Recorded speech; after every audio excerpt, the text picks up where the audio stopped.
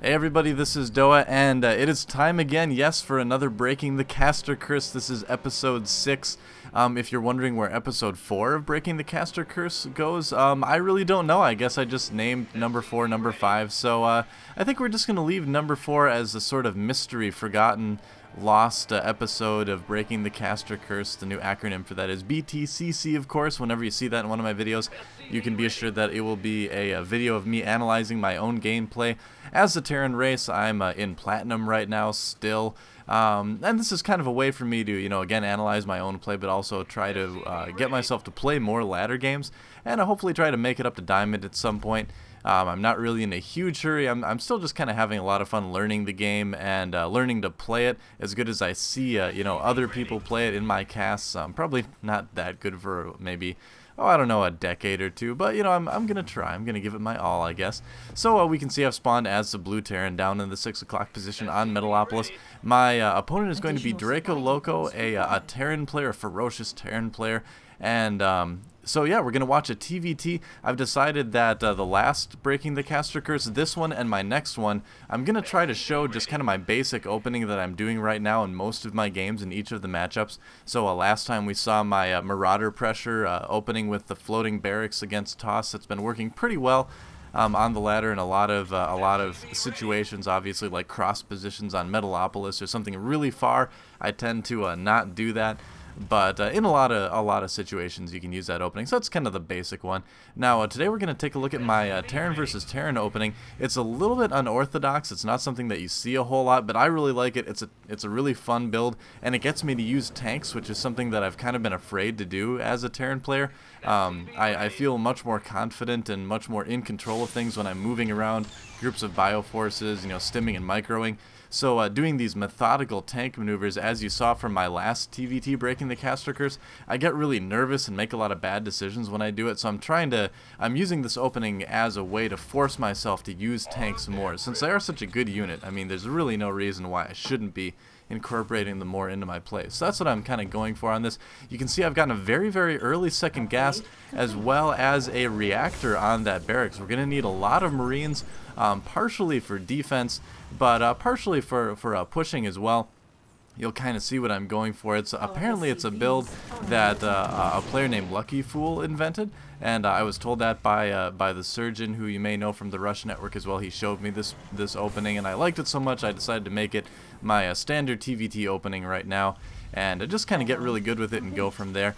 It is sort of a modified 1-1-1 build. You do get your barracks, your factory, and your starport out pretty quickly. And again, that's another reason why I like this opening, because it really kind of prompts me to use all the different units at my disposal as a Terran player, not just focus on those bio units and maybe some medevacs. And as you can see, unfortunately, Draco Lobo, I said Draco Loco at the start of the match. It's actually Draco Lobo, so I believe in the Latin that would mean Dragon Wolf. But yeah, thinking that I had spawned as Zerg when I was actually Terran. So maybe misreading the loading screen a little bit there. And as you noticed from the scouting that I was doing, I did see 2 barracks down there, which is a very reasonable opening versus Zerg. And honestly, it's a very reasonable opening versus excuse me, wow, throat, what are you doing? Versus Terran as well. You can go, there is a very popular Terran build right now. That's the 4 barracks all in. You wall off, you build 1 or 2 barracks at the front, and then you build 2 more further back. And then at the appropriate time, you kind of push out with all your SCVs and ideally win the game with that. So I saw those barracks. I saw him say, I thought you were Zerg. And some players may think, LOL, easy win now. But to me, that, as you can see, I threw down a bunker pretty much right after I saw that and he said that. Because to me that says, okay, now that I have a lot of bio, I'm going to be pushing you earlier. So I wanted to make sure I was going to be prepared for that. You can see that I'm getting siege mode pretty early on that tech lab. Well, maybe you can't, but I am. And and for the record, I'm leaving the production tab and things off just so I can kind of see it as I saw it while I was playing it, and just so you guys can kind of see it as I saw it while I was playing it. So yeah, I'm getting a pretty early siege mode and getting a medevac right away as well. The timings for this build work out that the medevac and tank, really the medevac should have come out a little bit earlier in this build, but it's not too bad. It's a little bit late, but I'm okay with that. But basically, you can kind of see what I'm planning on doing right now. I'm going to do a drop involving 4 Marines and a tank with siege mode. So you can see siege mode is almost finished. Again, my timing is a little bit off this game. Ideally, siege mode will be finishing about the time my medevac gets to their base in most cases. It's a little bit early in this game because I am close positions by air, so there's less of a distance to fly with that medevac. So you can see I'm kind of parking the medevac off to the side, just kind of letting siege mode get a little bit closer to finishing. And then I'm probably forgetting about my medevac for a couple seconds as well. Now the nice thing with this build is that with this drop you're also still building more tanks, and you have that siege mode, so you're fairly well defended with some repairing SCVs if need be to kind of hold off any sort of early push. The pushes, and you can see I got out a Viking as well, and the reason for that is that the thing that this build kind of suffers against a little bit is counter drops. So as you can see, I've dropped my forces in his base, sieging up with that tank, and if you think about it, a tank with siege mode and 4 Marines and a medevac is a pretty tough force to handle. At this point in the game, it comes very, very quickly, and they're going to need to dedicate quite a few forces to take that down. And as you can see, he's bringing in a lot of bio, but I am doing a pretty good amount of damage to it. I kept him from mining quite a bit, and then I also, did some damage to his SCVs as well. And that drop is more or less disposable. You can kind of just drop it there and forget about it. Sometimes you can do a little bit of micro with the Marines, but overall it's basically just to kind of put his economy at a little bit of a disadvantage to mine. And that's what I did. So with this, now as you can see, I can expand behind it, and then from there kind of fortify with siege tanks, watch out for counter drops. As you can see up there, I've got a Viking kind of sitting and waiting for any sort of medevacs, and a Marine as well kind of hanging out. I'm going to set a patrol point with my Viking here, so it's just going to kind of fly back and forth ideally to intercept any dropping medevacs coming. I know he's going to have a lot of bio, so a very natural progression with that would be to get medevacs and drop on me, so I'm kind of keeping that in mind as well. And he's scouting with a barracks, which I thought is a little bit of an interesting decision, but I guess he really wanted to see what I had and he didn't want to use a scan, so I guess that's okay. He might have an extra barracks or two, so nothing wrong with that.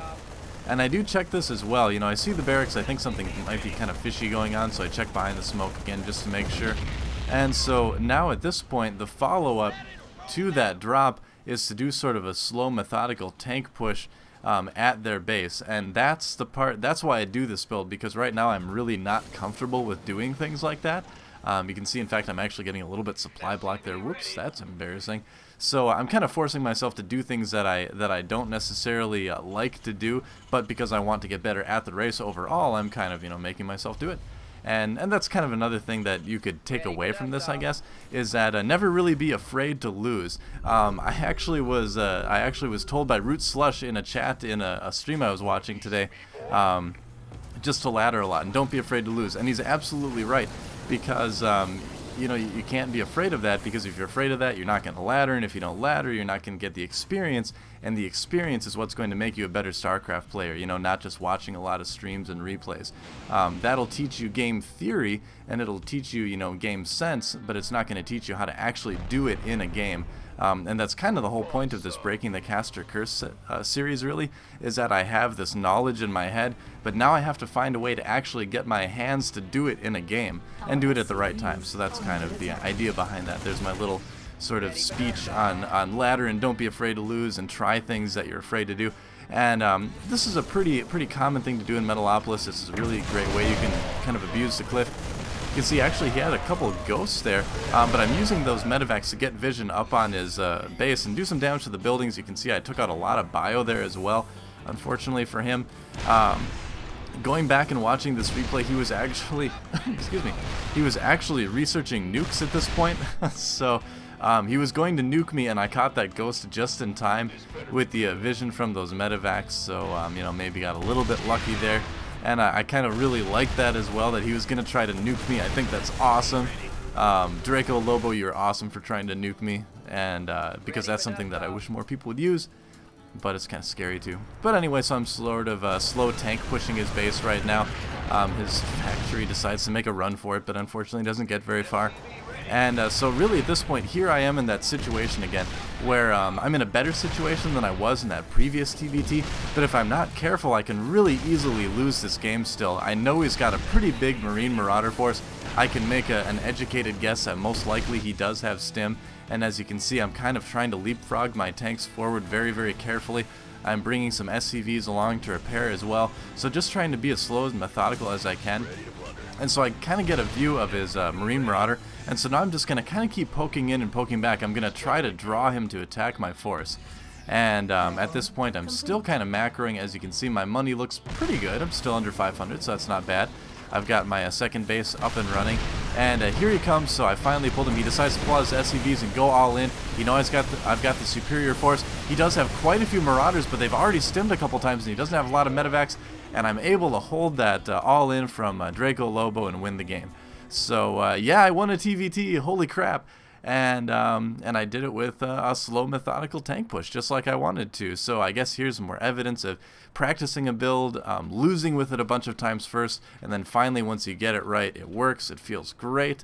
And I'm going to go on to practice this guild, why did I say guild? I meant build, this build in more games, hopefully refine it a little bit more. Hopefully you liked it. It's a little bit unique, kind of crazy. But yeah, so again, if you like this type of thing, and if you like my cast, please subscribe. Otherwise, I keep playing StarCraft 2, guys, and I will see you on the next cast.